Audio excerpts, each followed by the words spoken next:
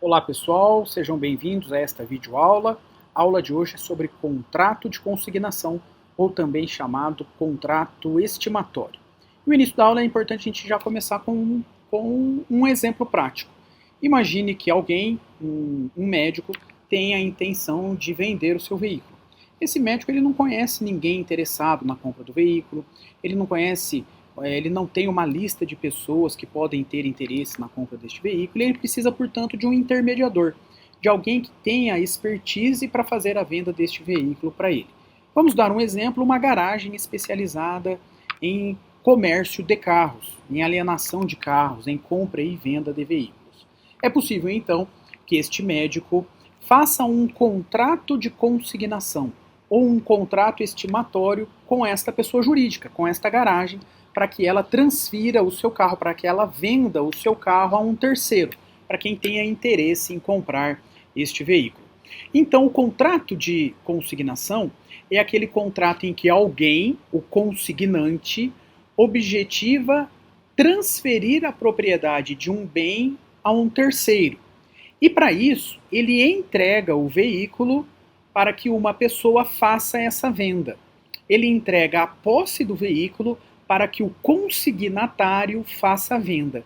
E em sendo feita a venda deste veículo, deste bem, este consignatário recebe uma comissão, recebe uma porcentagem do valor da venda como uma contraprestação pelo seu serviço, pelo serviço da venda deste veículo.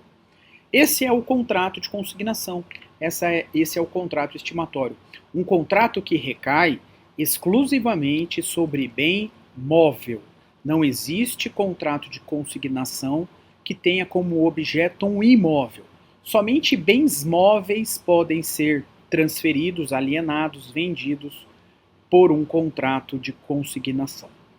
Outro ponto importante é que o consignatário, aquele que vai receber a posse do veículo para vender para um terceiro, ele não recebe a propriedade do bem. Apesar do bem ser transferido a posse para ele, ele não se adquire como dono do veículo, porque não há uma compra deste bem por parte do consignatário. E isso caracteriza e diferencia o contrato de consignação do contrato de compra e venda. No contrato de consignação não existe a transferência da propriedade. Bom, então vamos agora na sequência dar uma olhada nos slides que eu preparei para a explicação do contrato de consignação ou contrato estimatório. Este contrato está previsto lá nos artigos 534 a 537 do Código Civil. E aí, o artigo 534 é o artigo que inicia conceituando o contrato. Há uma conceituação legal de contrato de consignação lá no artigo 434 do Código Civil. E esse artigo diz o seguinte: o contrato de consignação é o contrato por meio do qual uma das partes, o consignante, transfere a outra parte, o consignatário, bens móveis, a fim de que ele, o consignatário, venda esse bem, segundo um preço previamente ajustado pelas partes, ou devolva os bens findos no contrato dentro do prazo ajustado. Olha só, o contrato se caracteriza justamente por haver uma relação jurídica, uma declaração de vontade, em que o consignante, que é o proprietário do veículo, transfere a posse desse bem para o consignatário. E o consignatário tem a obrigação de efetuar a venda do veículo pelo preço previamente ajustado pelas partes. A venda do bem pelo preço previamente ajustado pelas partes, dentro de um prazo legal. Acontecendo a venda dentro deste prazo legal, o consignatário tem direito a receber uma comissão, um valor desta venda. E se ao final do contrato, se ao final do prazo concedido para a venda, não ocorre a venda a um terceiro, o consignatário não conseguiu vender o bem, aí nesse caso ele tem opções. Ele pode comprar o bem do consignante ou ele pode devolver o bem para o consignante. Essas são as opções que existem ao final do contrato, ok? Olha só, tem que estar caracterizado, portanto, uma situação em que tem o consignante, que é o proprietário e o dono do bem, e de outro lado, o consignatário, que vai ser o responsável em efetuar a venda do bem. É para isso que acontece o contrato de consignação. E só é possível o contrato de consignação em relação à venda de bens móveis. Não existe, portanto, contrato de consignação de bem imóvel. Essa venda é feita por um preço previamente estipulado, esse preço tem que estar no contrato, e ao final do contrato, se ele não conseguir vender o veículo, o bem, ele deve então devolver o bem ao consignante. Olha só, dentro desse conceito, o consignante transfere somente a posse do bem, não há transferência da propriedade e transfere a posse para que o consignatário possa efetuar a venda desse bem. Nesse sentido é também o enunciado 32 da primeira jornada de direito civil, no contrato estimatório, o consignante, que é o dono do bem, ele transfere ao consignatário, quem tem que fazer a venda, de forma temporária, o poder de alienação da coisa consignada com opção de pagamento do preço de estima ou a sua restituição ao final do tempo ajustado. O bem objeto do contrato, como dito, é apenas coisa móvel. Não existe contrato de consignação sobre bem imóvel. O consignatário, ele tem a obrigação de vender o bem. A prestação dele no contrato é tentar vender esse bem em favor do consignante. E se ele efetua a venda desse bem, ele vai receber uma parcela do preço da venda. E se no final do contrato ele não tiver vendido este bem, ele deve restituir o veículo ou bem no prazo avançado. Pode também, e aí é uma faculdade, adquirir esse bem ao final do contrato se ele não conseguir vender o bem para terceiro. Bom, e como que é então classificado o contrato de consignação ou contrato estimatório? Quanto às obrigações assumidas, o contrato de consignação ele é um contrato bilateral. Há obrigações para ambas as partes. A obrigação do consignante é entregar o veículo ao consignatário. E a obrigação do consignatário é efetuar a venda do bem a um terceiro. Havendo obrigações de ambas as partes, este contrato é classificado como sendo um contrato bilateral. Há uma doutrina brasileira, a doutrina do professor José Fernando Simão, que classifica o contrato por consignação como sendo um contrato unilateral, uma vez que a obrigação seria apenas do consignatário de efetuar a venda do bem, não haveria obrigação aí ao consignante, uma vez que se não for efetuada a venda, o bem é transferido, é devolvido para o consignante, ele não teria nenhuma obrigação contratual. Por isso, segundo esse entendimento, o contrato seria unilateral. Mas, de um modo geral, o contrato de consignação ele exige sim uma obrigação por parte do consignante. E esta obrigação é entregar o bem em favor do consignatário. Ele tem que entregar a posse ao consignatário. Apesar de ser um contrato real, daqui a pouco a gente vai ver isso constitui uma obrigação da parte. E como ambas têm obrigação, o contrato é classificado como bilateral. A segunda classificação é quanto às vantagens obtidas. E em relação às vantagens, o contrato de consignação é um contrato oneroso. Tem vantagem para ambas as partes. A vantagem do consignante é de que o bem será vendido por um terceiro, que tem a expertise de fazer essa venda, que tem maiores condições de produzir a venda deste bem de uma melhor forma possível para ele. E a vantagem do consignatário é, uma vez realizada a venda, ele vai receber uma comissão por isso. Havendo vantagens recíprocas, este contrato é classificado como oneroso. E sendo um contrato oneroso, ele é um contrato oneroso comutativo. Comutativo porque estas vantagens são previamente estabelecidas entre as partes. Já é possível detectar, no momento em que o contrato é formado, quais são as vantagens de ambas as partes. Não há risco aí. Logo, a classificação do contrato é um contrato oneroso comutativo. Bom, quanto ao tempo, quanto à sua formação, o contrato de consignação é um contrato real. Isso significa o quê? Isso significa que o contrato de consignação é uma exceção ao princípio do consensualismo contratual. E é uma exceção porque esse princípio deduz que basta a mera coincidência das declarações de vontade entre proposta e aceitação, basta o mero consenso entre estas declarações de vontade para que exista um contrato. Diferentemente e excepcionalmente, o contrato de consignação exige algo a mais do que isso. Além das declarações de vontades coincidentes entre consignante e consignatário, há necessidade ainda para que este contrato possa ser considerado realizado, formado, que esse bem móvel seja entregue ao consignatário.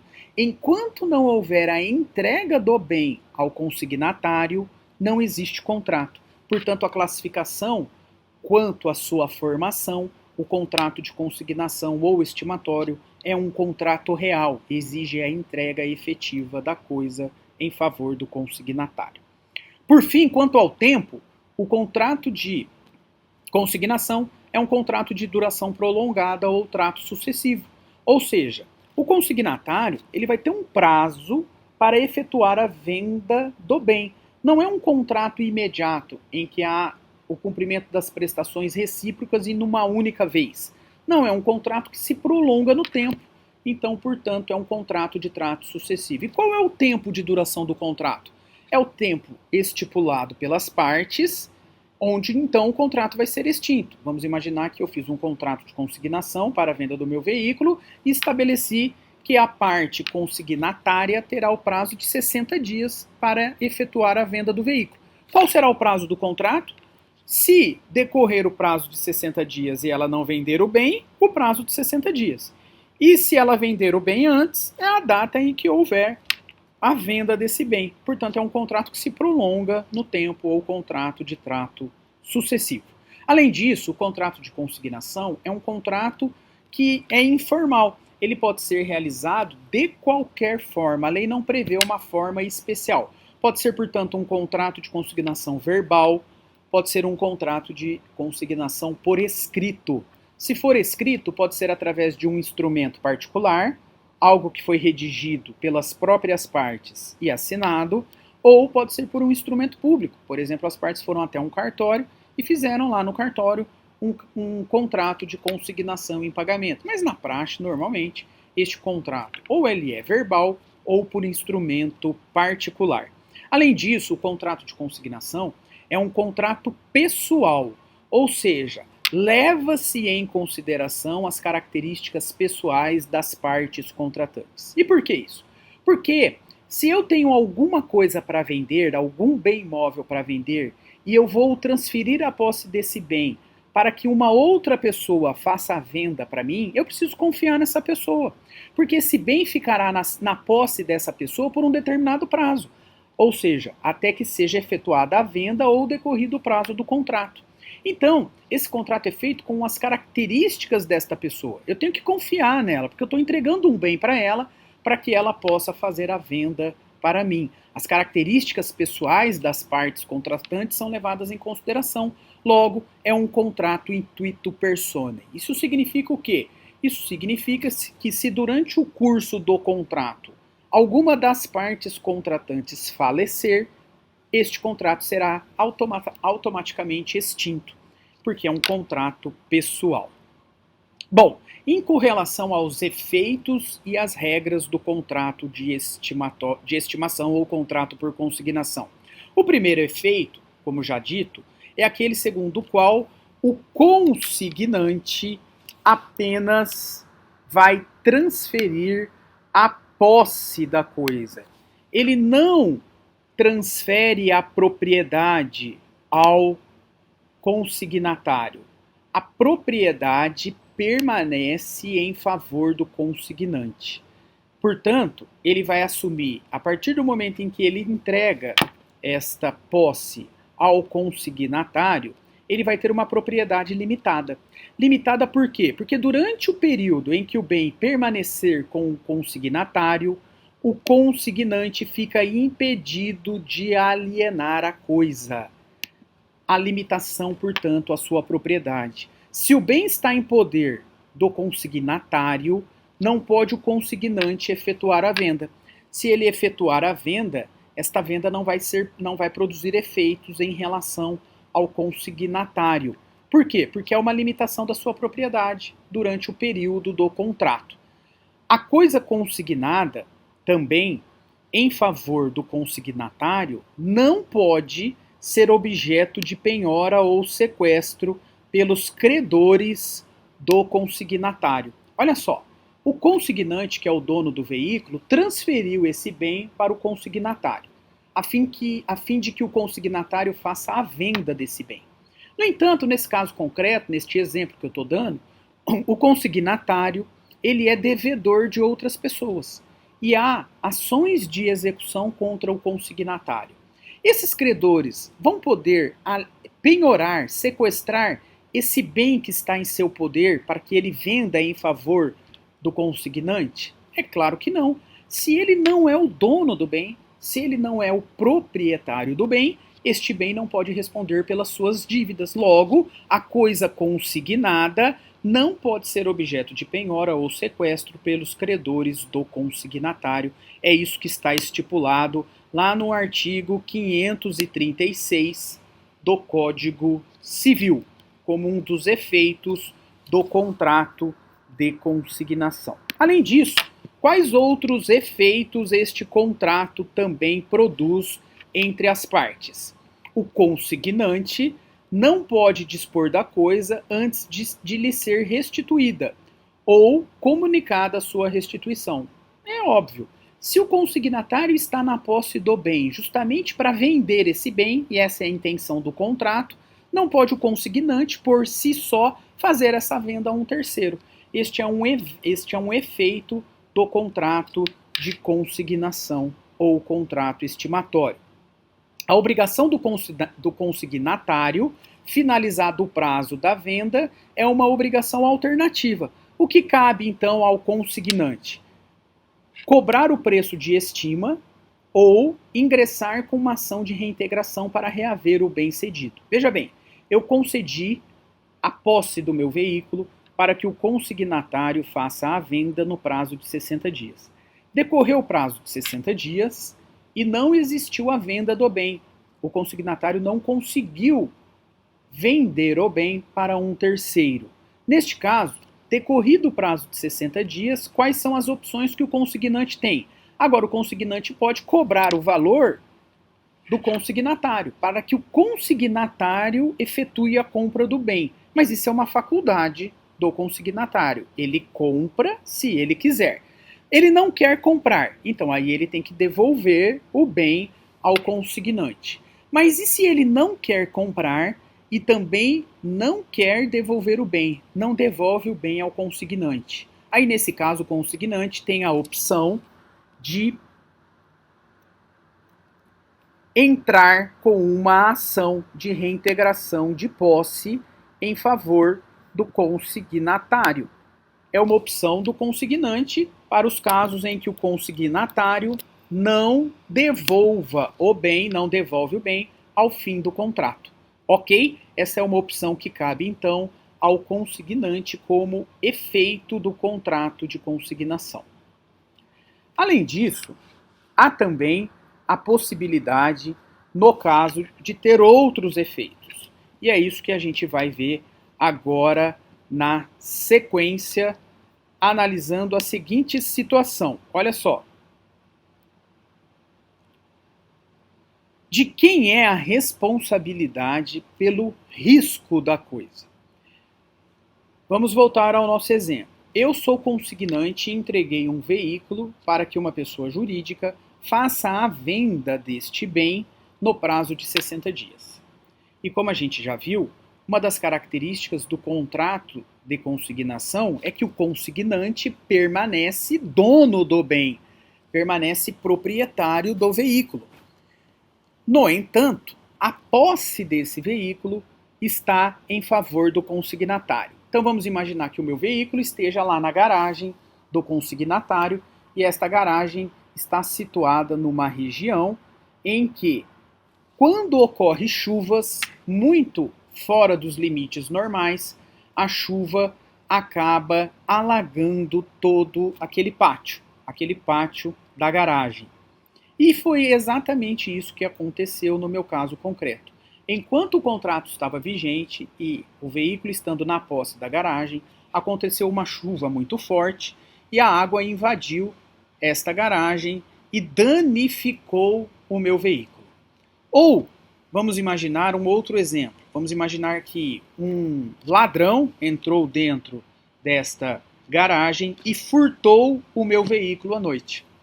Bom, quem responde pelo prejuízo ou pelo dano sofrido em razão da chuva ou pelo dano sofrido em razão do furto?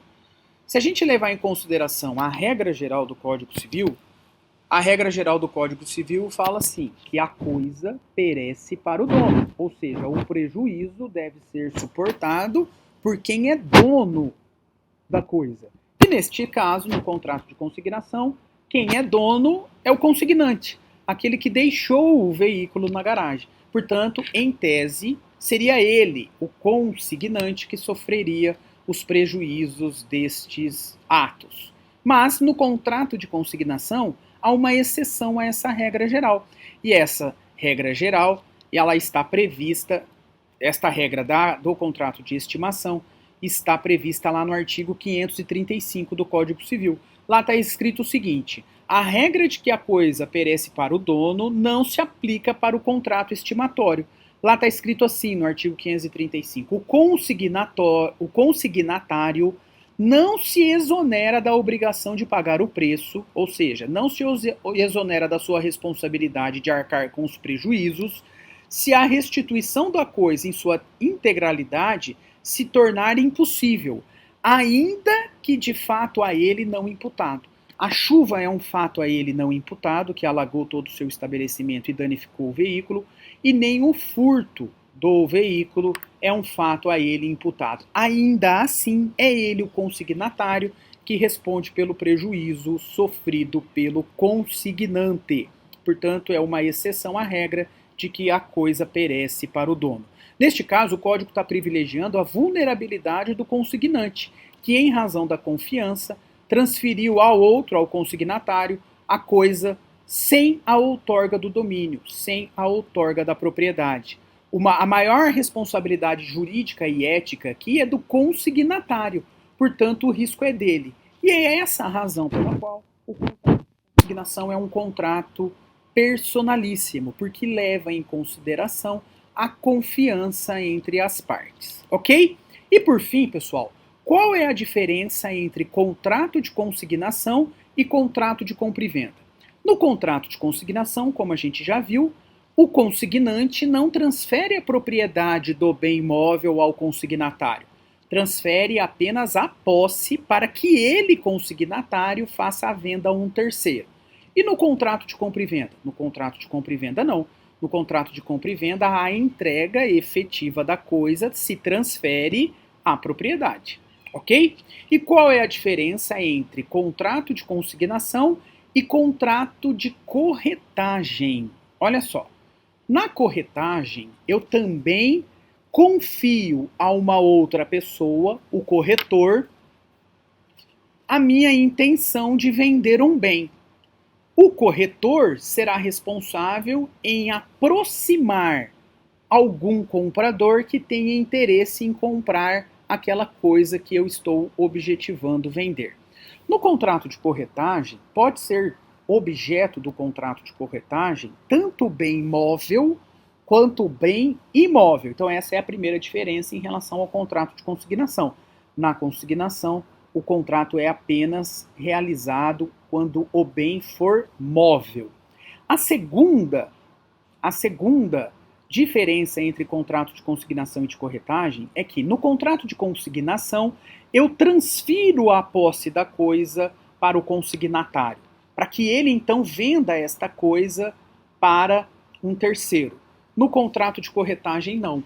No contrato de corretagem, eu não entrego a posse da coisa ao corretor. Eu apenas faço um contrato na qual ele tem a obrigação de encontrar alguém que tenha interesse de comprar aquela coisa que eu objetivo vender. Mas eu não transfiro para ele a posse da coisa.